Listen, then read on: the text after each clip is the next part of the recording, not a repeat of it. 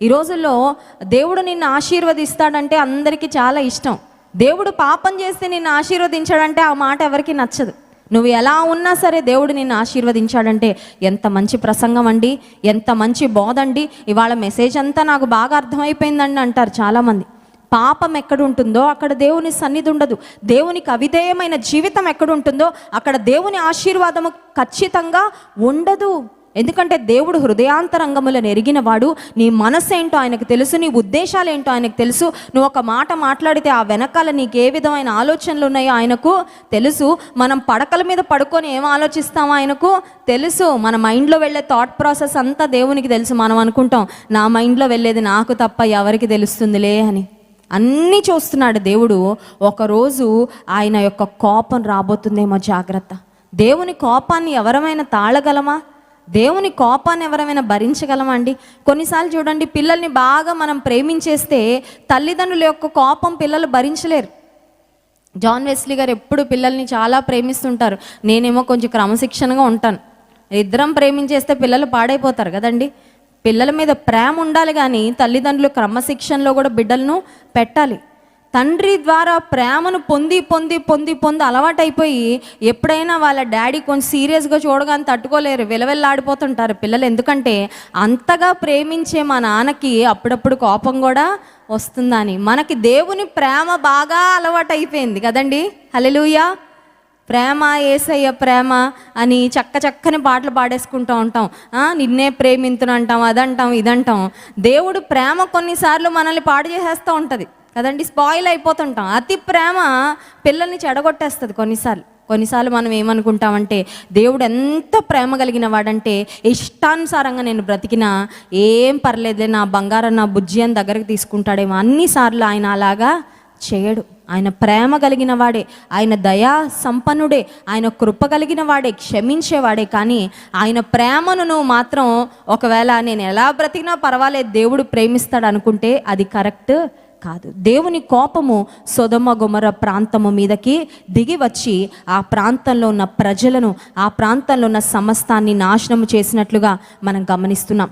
మూడవ మాటను మనం చదువుకొని ముగించుకుందాం. యోబు గ్రంథము 42వ అధ్యాయము 5వ వచనం.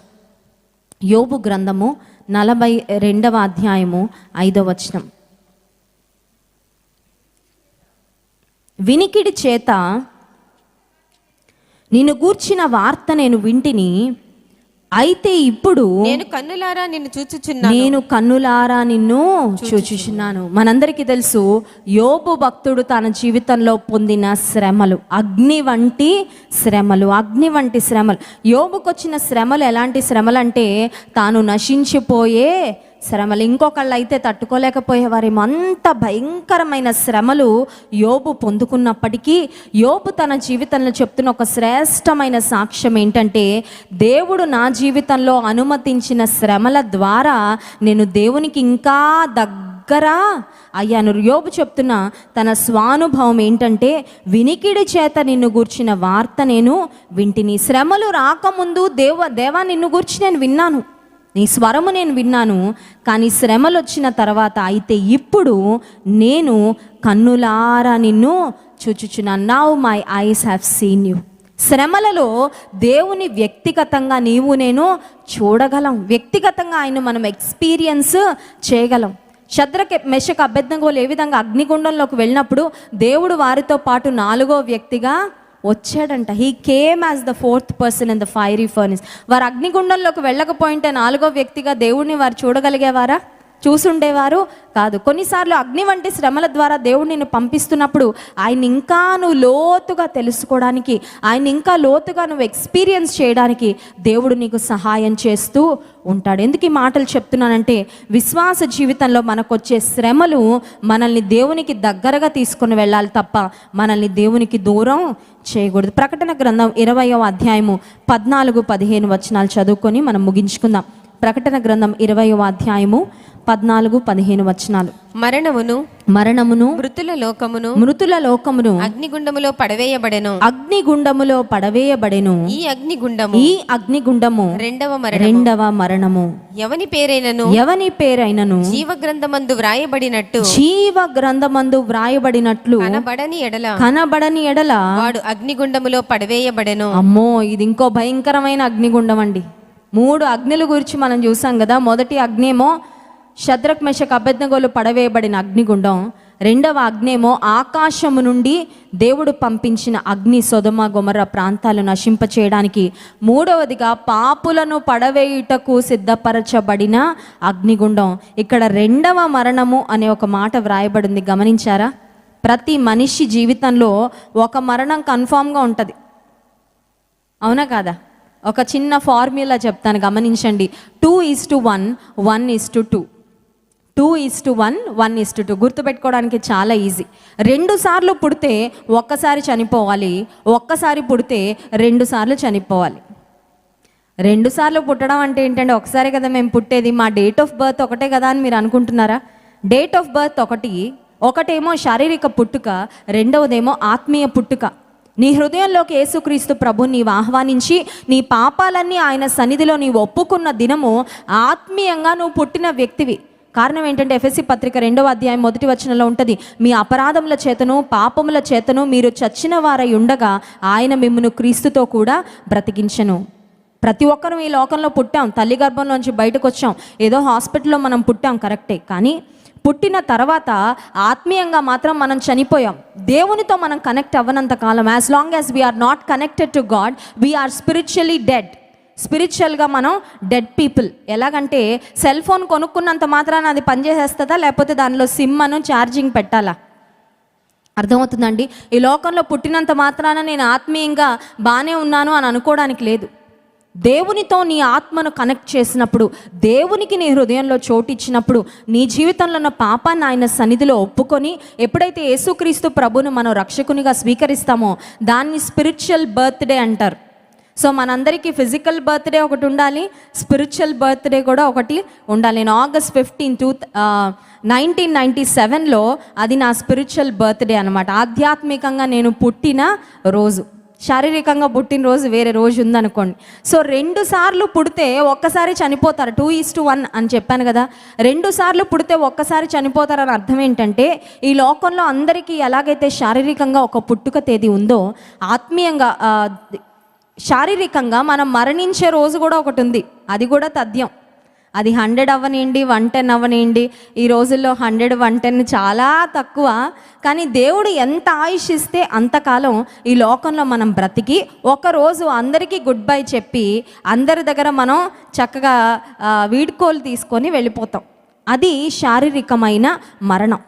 అయితే ఇక్కడ పరిశుద్ధాత్మ దేవుడు 2వ మరణం గురించి వ్రాయించారు. 2వ మరణం అంటే ఏంటంటే, ఆత్మీయంగా ఎవరు పుట్టలేదో, ఎవరు దేవునితో తమ జీవితాన్ని కనెక్ట్ చేయలేదో, శారీరకంగా మనం మరణించిన తర్వాత ఈ క్షయమైపోయే దేహాన్ని పురుగులు తినేస్తాయి. చనిపోయిన తర్వాత 1 రోజు తర్వాత ఆ శవాన్ని కనుక ఒకవేళ ఆ బాక్స్ను ఓపెన్ చేసామనుకోండి, ఆ వాసనని ఎవరు భరించలేరు. మనం ఎంత ప్రేమించిన వారమైనా ఒక సహోదరి తన తండ్రిని పోగొట్టుకుంది. ఆ కుమార్తె యొక్క వేదన మరి మాటల్లో వర్ణించలేం. కడుపు తరుక్కుపోయేటట్లు ఏడుస్తుంది. తన తండ్రి మరణించాక నా దగ్గరకు వచ్చి చెప్తుంది, అక్క మా నాన్నను ఒక్కడనే మేము అక్కడ మరి బరియల్ గ్రౌండ్లో విడిచిపెట్టి వచ్చేసాము. ఇప్పుడు మా నాన్న దేహాన్ని పురుగులు తినేస్తూ ఉంటాయి అక్క అని ఎంతో కన్నీరు కారుస్తుంది. నేను చెప్పాను, అదంతా నువ్వు ఊహించుకోవద్దమ్మా, నీ తండ్రి ఆత్మ దేవుని సన్నిధిలో ఉంది. ఈ క్షయమైపోయే దేహము ఇది ఎప్పుడైనా మంటిలో కలిసిపోవాల్సింది, ఇదేం పర్మనెంట్ కాదు. కానీ మీ తండ్రి లోపల ఉన్న ఆత్మ మాత్రం దేవుని సన్నిధిలో ఉండి నువ్వు ధైర్యంగా ఉండు. ఎందుకు ఈ మాటలు చెప్తున్నానంటే, ఒక మరణం అందరికి వస్తుంది. ఆ మరణం తథ్యం, అది ఎప్పుడో మనకు తెలియదు. కానీ ఒక మరణం అందరికి వస్తుంది. కానీ ఈ 2వ మరణం రాకుండా మనం జాగ్రత్త పడగలం. ఆ 2వ మరణం ఏంటంటే నిత్య నరకం అంట. ఒకసారి మనం మరణించిన తర్వాత ఆత్మీయంగా మనం దేవునికి మన జీవితాన్ని అప్పగించుకొని రక్షణ పొంది బాప్తీసం తీసుకుంటే ఏ క్షణంలో చనిపోయినా మన ఆత్మ దేవుని సన్నిధికి వెళ్తుంది. పరలోక రాజ్యంలో మనం ప్రవేశిస్తాం. అక్కడ బంగారు వీధుల్లో మనం నడుస్తాం. అది దుఃఖం లేని ప్రాంతం, అది ఏడ్పు లేని ప్రాంతం. ఇంకా అక్కడికి వెళ్ళాక మళ్ళీ మరణము ఉండదు, అక్కడ చీకటి ఉండదు, ఆకలి ఉండదు, నిన్ను బాధించేవారు ఉండరు, వేధించేవారు ఉండరు, ఏ కష్టం ఉండదు, ఏ కన్నీరు ఉండదు, ఏ వేదన ఉండదు. ఆనందకరమైన ఆ ప్రదేశంలో దేవుడే ఒక సూర్యునిగా, ఒక గొప్ప వెలుగుగా ఉంటే ఆయన ఆరాధిస్తూ యుగయుగాలు మనం బ్రతుకుతాము. కానీ ఒకవేళ 2 సార్లు పుట్టని వాళ్ళు 2 సార్లు చనిపోవాలి. ఇందాక చెప్పాను కదా, 2:1, 1:2. 1:2 అంటే అర్థం ఏంటంటే, ఒక్కసారే పుట్టి నాకు ఓన్లీ ఫిజికల్ బర్త్డే ఉందక్క, నాకు only date of birth certificate ఉంది, కానీ ఆత్మీయంగా మాత్రం నేను పుట్టను, నాకు దేవునితో సంబంధం లేదు అని కనుక నువ్వు దేవునికి దూరంగానే బ్రతికినట్లయితే 2 సార్లు చనిపోవాలి. నువ్వు 2 సార్లు చనిపోవడం అంటే శారీరకంగా, భౌతికంగా నువ్వు చనిపోతావు ఒకసారి. రెండవదిగా నీ ఆత్మ కూడా ఈ లోకంలో ఉన్నప్పుడు దేవుడు నాకు వద్దన్నావుగా, దేవుడితో నాకు పని లేదన్నావుగా, దేవుడు నాకు ఎందుకండి, నా తెలివి ఉంది, నా జ్ఞానం ఉంది, నా బలం ఉంది, నా తల్లిదండ్రులు ఉన్నారు, నా తల్లిదండ్రులు నా కోసం సంపాదించిన ఆస్తిపాస్తులు ఉన్నాయి, దేవుని మీద నాకు ఏ విధమైన డిపెండెన్స్ లేదని నువ్వు బ్రతికావు. కాబట్టి ఈ లోకంలో నీ జీవితం తర్వాత నిత్య నరకాగ్నిలో, దేవుడు లేని ప్రదేశంలో యుగయుగాలు కాలాల్సి వస్తుంది. ఈ మాట చెప్పడానికి ఏ విధమైన మొహమాటం లేదు. కారణం ఏంటంటే ఇది నా మాట కాదు, ఇది దేవుని మాట. This is God's word. భూమి ఆకాశములు గతించిపోతాయి కానీ నా మాటలు గతించవని దేవుడు సెలవిచ్చాడు. దేవుడు ఎంత ప్రేమ కలిగిన వాడో అంత న్యాయవంతుడు కూడా.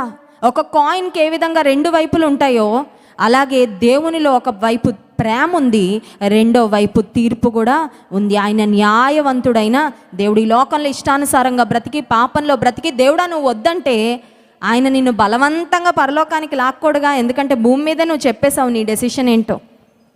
ఈ లోకంలో ఉన్నప్పుడు డెసిషన్ తీసుకోవాలి, దేవుడు కావాలా, దేవుడు వద్దు. ఈ లోకంలో దేవుడు కావాలంటే ఆయన నీకు దగ్గరగా వస్తాడు. ఎంత దగ్గరగా వస్తాడంటే నీ ఊపిరి కంటే నీకు దగ్గరగా వస్తాడు. ఒక నీ తల్లి వాని ఆదరించినట్లు నిన్ను ఆదరిస్తాడు, నిన్ను ఎత్తుకొని మోస్తాడు, ముదిమి వచ్చే వరకు నిన్ను ఎత్తుకుంటాడు. నీ మరణం వరకే కాదు, నీ మరణం తర్వాత కూడా ఆయన సన్నిధికి నిన్ను కొనిపోతాడు.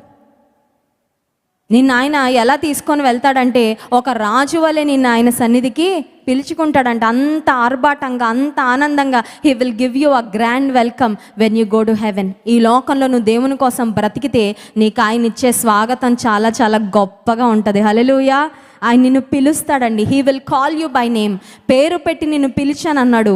ఆయన నిన్ను పిలుస్తాడు, ఆయన నిన్ను హక్కున చేర్చుకుంటాడు, నిన్ను ఆశీర్వదిస్తాడు. పరలోక రాజ్యంలో ఇక్కడ ఆయన కొరకు నువ్వు పడిన ప్రతి నింద, ప్రతి బాధ, ప్రతి శ్రమ, ప్రతి కష్టానికి గొప్ప గొప్ప బహుమానాలు నీకు పరలోక రాజ్యంలో ఉంటాయి. అసలు దాని గురించిన అవగాహన ఉందా? దాని గురించిన ఆలోచన నీకుందా? ఈ లోకంలో బ్రతికే 70, 80, 90, 100 సంవత్సరాల కోసమే పోరాటం ఇంతే. క్రిందే చూస్తూ ఉంటారు కొంతమంది. కళ్ళు ఎప్పుడూ క్రిందే ఉంటాయి. మీరు క్రీస్తుతో కూడా లేపబడిన వారైతే పైనున్న వాటినే వెదకుడి. నువ్వు ప్రభు సంబంధివైతే నీ చూపు ఎప్పుడు పైన ఉంటుంది. పైన ఆత్మీయమైన విషయాల మీద నీ ధ్యాస, నీ ధ్యానము నిలబడుతుంది. ఈ ఉపవాస ప్రార్థనలో ఒక తీర్మానం తీసుకుందాం. ఆ అగ్నిగుండంలో నీవు నేను ఎవ్వరం కాలడం దేవునికి ఇష్టం లేదు. God doesn't want us to burn in that hell. ఆ నరకానికి వెళ్ళడం దేవునికి ఇష్టం లేదు. కానీ అపవాదికి మాత్రం నిన్న ఆ నరకానికి ఈడ్చుకొని వెళ్ళాలని చాలా ఇష్టం. ఎందుకంటే అపవాది కోసమే అది సిద్ధపరచబడింది. అగ్నిగుండం, ఆరని అగ్నిగుండం. ఈ మధ్యాహ్న కాల సమయంలో అడుగుదాం, ప్రభా నీ అగ్నితో నాలో ఉన్న పాపాలు దహించు, నాలో ఉన్న దోషాలు కడుగు, నా అంతరంగాన్ని కడుగయ్యా, నా హృదయాన్ని శుద్ధి చేయి ప్రభా. ఎన్నిసార్లు నీ సన్నిధికి వస్తున్నా, కొన్నిసార్లు నేను కడగబడ్డం లేదు. చూడండి, బంగారు షాప్కి మనం వెళ్ళినంత మాత్రాన మన బంగారు వస్తువులు తీసి కంసాలి వానికి ఇవ్వకపోతే ఆయన ఎలా వాటిని శుద్ధి చేస్తాడు? కొంతమంది మందిరానికి వస్తారు, హృదయం లోపలే పెట్టుకొని మళ్ళీ వెళ్ళిపోతుంటారు. నా కుమారుడా నీ హృదయమును నాకు ఇమ్ము అన్నాడు. యేసే అడిగింది ఏంటో తెలుసా అండి? మన నుంచి మొదట మన హృదయం. అంటే గుండె కోసి ఓపెన్ హార్ట్ సర్జరీ చేయించుకొని మన హార్ట్ని ఇవ్వాలని కాదు. నీ హృదయం నాకు ఇవ్వంటే నీ హృదయంలో నాకు చోటు ఇవ్వు. నీ హృదయాన్ని మందిరానికి వచ్చిన ప్రతిసారి యేసే చేతిలో పెడితే he will cleanse your heart, he will make you clean. నిన్ను శుద్ధి చేస్తాడు, నీ ఆలోచనలు కడుగుతాడు, నీ తలంపులు కడుగుతాడు, నీ మాటలు కడుగుతాడు, నీ నడతలు కడుగుతాడు, నీ పడకలు కడుగుతాడు. ఆయన నిన్ను పరిపూర్ణమైన మార్గంలో నడిపిస్తాడు. ఈ ఉదయకాల సమయంలో అడుగుదాం, ప్రభా ఉపవాస ప్రార్థనలో వచ్చింది నేను భౌతిక సంబంధమైన ఆశీర్వాదాల కొరకు ఒకవేళ ఇప్పటి వరకు అడుగుతూ ఉంటాం. నా బిడ్డల యొక్క వివాహాలు, వారి చదువులు, వారి యొక్క ఉద్యోగాలు, మీకున్న అప్పు బాధలు, ఏ సమస్యలతో దేవుని సన్నిధికి వచ్చినా అవన్నీ దేవుడు పరిష్కరిస్తాడు. కానీ దానికంటే ప్రాముఖ్యంగా నీ ఆత్మీయ జీవితం ఎలా ఉంది? God is more concerned about our spiritual life than about our physical life. దేవుడు ఎక్కువగా మన ఆత్మ గురించి ఆలోచిస్తాడు. ఎందుకంటే ఆయనకు తెలుసు ఈ లోక సంబంధంగా ఉన్నవన్నీ ఒకరోజు గడిచిపోయేవే. నీ ఆత్మీయ జీవితం విషయంలో నీకొక నిశ్చయత ఉందా? నీ ఆత్మీయ జీవితం విషయంలో నీకొక కన్ఫర్మేషన్ ఉందా? నేను దేవుని బిడ్డను, నేను దేవుని కొరకు బ్రతుకుతున్నాను, ఏ క్షణంలో నేను కళ్ళు మూసినా దేవుని సన్నిధిలో ఉంటాననే నిశ్చయత నీకుంటే నీవు నిజంగా ధన్యురాలివి, ధన్యుడు. ఒకవేళ లేనట్లయితే ఆరని అగ్నిగుండంలో నీవు కాలిపోకుండా, ఆరని అగ్నిగుండంలో నీ ఆత్మ నశించిపోకుండా యేసయ్య నీకు ఒక ఆఫర్ ఇస్తున్నాడు. అదేంటంటే నీ హృదయం ఆయనకిస్తే ఆయన నీ హృదయాన్ని కడుగుతాడు. He will give you a brand new heart. ఒక నూతన హృదయం మనకు దేవుడు ఇస్తాడంట, నూతన సృష్టిగా మారుస్తాడు. కళ్ళు మూసుకోండి, ప్రార్థన చేసుకుందాం.